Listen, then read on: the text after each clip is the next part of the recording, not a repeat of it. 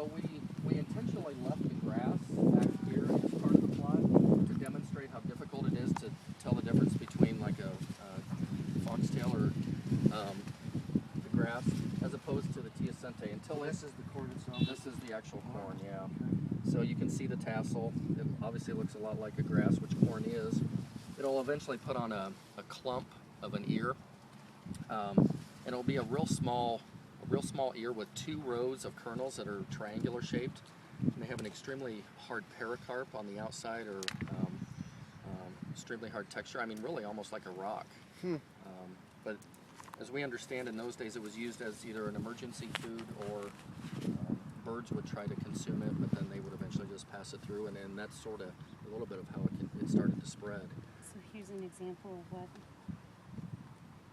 The first ear of corn would have looked like. the seeds would look like. And as Doug said, as they harden, they look like very, very small, brownish, black rocks. And it harvests itself by it just falls over and the seeds just fall down on the ground. I've seen So pictures of it, but I've never seen that. Yeah. We utilize the plant introduction station at Iowa State, which is part of the United States Department of Ag, to source all of the seed through their seed bank. And then, we progress from this, then we move into like 1700s and 1800s here with Indian corn, Tama Flint. So this was a similar type of variety that the Indians would have planted. It's got the multicolored seeds like we often think of with Indian corn. But what's unique about this, and this is truly a replication of how they would have planted it back then, we've got the squash in the middle as an additional food source, as well as shading for weed control. And then the pole beans, again, a food source, as well as a nitrogen source for the next year. And then they also believe that as it grew up the stalk, it would help for standability purposes as well.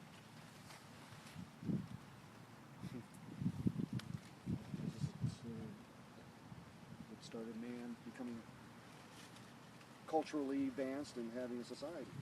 It's growing, stopping, not being, nomad. And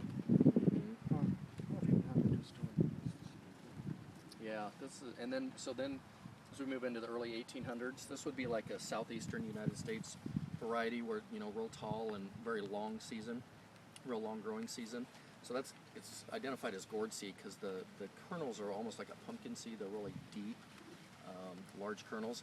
And then in the northeastern U.S., early 1800s, you'd have more of what we call the Longfellow variety, which was a real long, slender ear, as opposed to a real short, squatty ear.